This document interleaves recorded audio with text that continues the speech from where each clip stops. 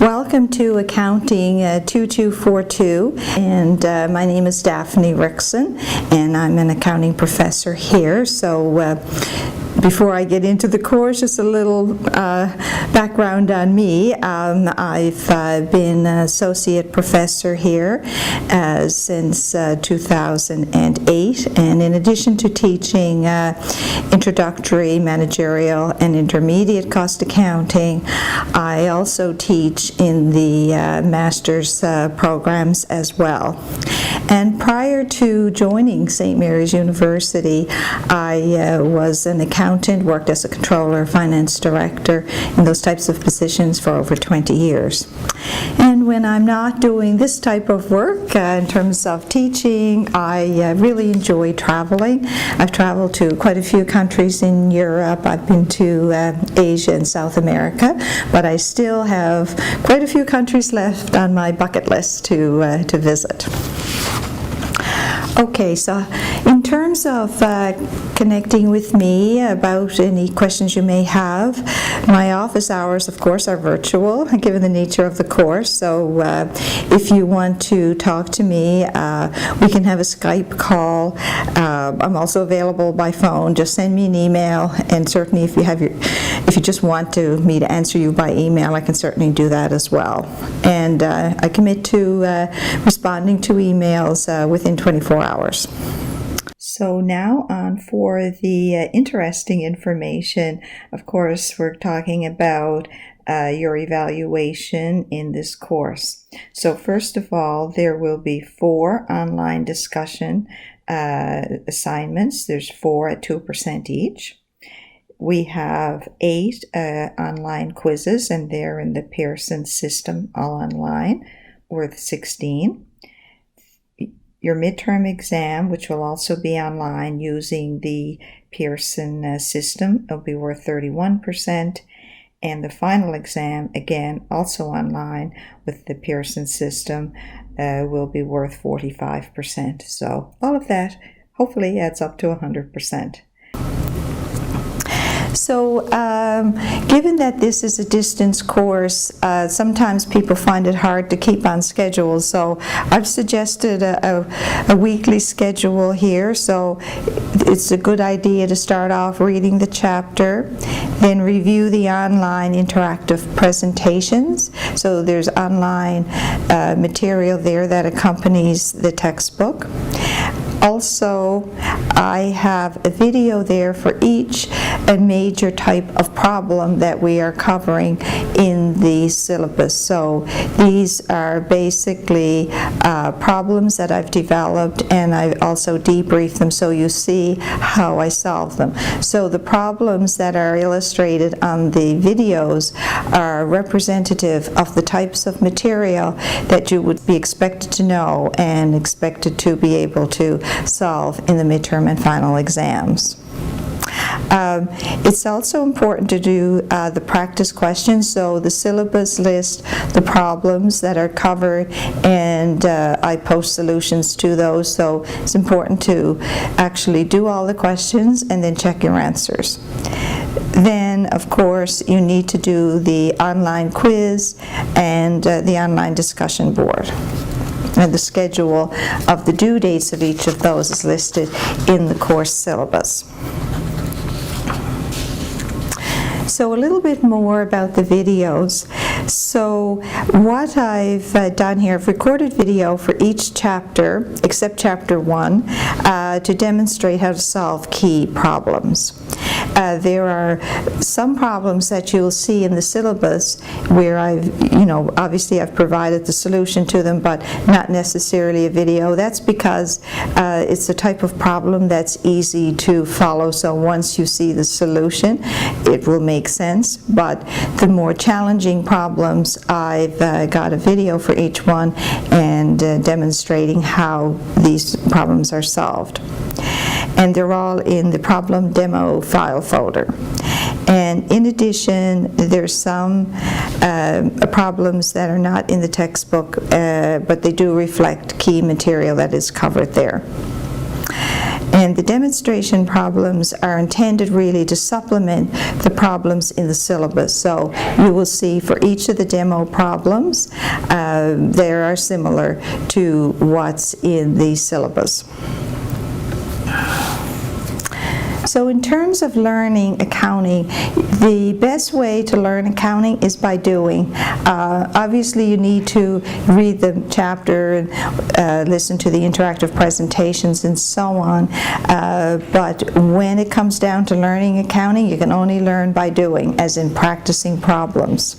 So you're responsible for all of the problems that are listed in the syllabus, and you should complete them first and then compare your responses to the solution. And so it's really essential that you do work on the problems. Don't just like read the problem in the textbook and then look at the answer. It always looks easy when you see it, when you see the answer. But what you should do is take the problem in the textbook, try to solve it, then look at the answer, and that will really help you learn the material and help you to remember it. So next I'm going to give a brief overview of the group online discussions. So those are the discussion boards, and they're worth 2% each, and we have 4. And they cover chapters 4, 7, 9, and 11. So the questions themselves are located in the group discussion questions in My Accounting Lab, and you have to prepare your response and post by Sunday 11 p.m. And it's also important that you respond to at least one other student's posting. So everybody can't wait till 11 p.m. to post your response. You need to do it a couple of days in advance of that to allow other students and yourself as well to read other people's postings and post a response. Given the nature of this course, that it's online and so on, we really can't give extensions or makeups on the discussion boards because everybody's supposed to have completed them by a certain time so you can move on to the next part of the course. So the next thing I want to look at is a bit more detail on the online quizzes. So as I indicated earlier, there will be 8 of those, and they're worth 2% each. And they are located in Brightspace in My Accounting Lab, and they cover chapters 3, 4, 5, 7, 8, 9, 10, and 11. And the online quizzes are due Sunday evenings at 11 p.m. Solutions are released at 11:01, so for obvious reasons, we can't do extensions and makeups for the online quizzes. And make sure you look at the YouTube video that I have there on Brightspace in terms of understanding and making sure you know that you're completing the correct quiz. So there's lots of practice quizzes in My Accounting Lab, but you need to select quiz for grading in order to receive a mark for doing it. You're welcome to practice other quizzes, I encourage it, but in terms of what you're required to do for a mark, it's quiz for grading. Okay, with respect to the midterm and final exams, there will be multiple choice. I do 10 multiple choice questions, and the multiple choice are typically word questions, so no calculations for the multiple choice, but the rest of the questions will be problem solving. The midterm exam will cover chapters 1, 2, 3, 4, and 5. And the final exam concentrates on the chapters covered after the midterm, so chapters 7, 8, 9, 10, and 11. You will need to understand certain basic concepts that are covered from before the midterm, but largely we will be focusing on the material covered after the midterm. So now that you have all the basic information about what's required in this course, I have a few tips for success. So first of all, I think it's helpful to prepare a schedule where you insert all your due dates for your various assignments and discussion board questions, and make sure you allow sufficient time. You know, when you're doing online work, you always have to build in a bit of a buffer to allow extra time for, you know, the system could go down, you could have connection difficulties, you know, it's winter in Nova Scotia, there could be a storm and a power outage. You really got to be thinking ahead and not leave everything for the last minute. So anticipate connection issues, or the assignment may be taking a bit longer than you thought it would, so build that into your schedule. And I think when you do that for all your courses, I recommend you do that for everything. Do up a full schedule and identify all the due dates for the various aspects of each of your courses. So having said that, if you do encounter any difficulty with the material in the chapters, there's something you're not understanding, doesn't make sense, please contact me and I will do my best to help you gain an understanding of the material. So the worst thing you can do is kind of like leave it and go on to the next chapter without having understood the concepts in the previous chapter. So that, you know, you'll find that too challenging if you do that. So be sure and reach out, get in touch with me, and I will help you work through the problems. So we talked about My Accounting Lab. So this is where your quizzes are located, where the interactive presentations are, the discussion boards, and so on. So it's really important you follow the registration instructions.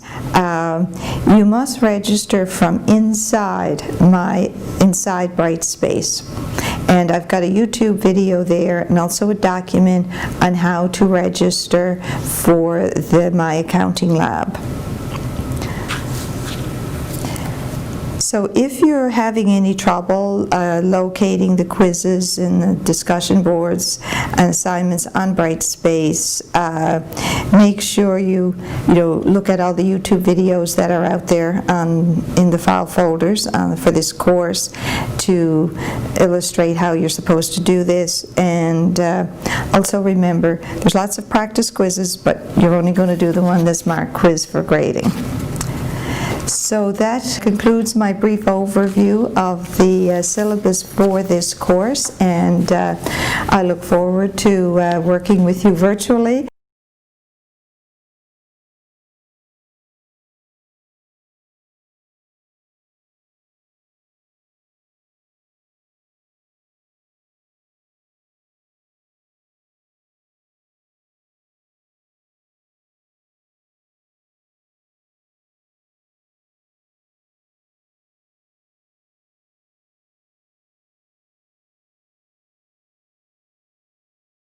And as I said before, please don't hesitate to contact me if you have any issues, if you're having, health or family problems that's causing you to miss assignments.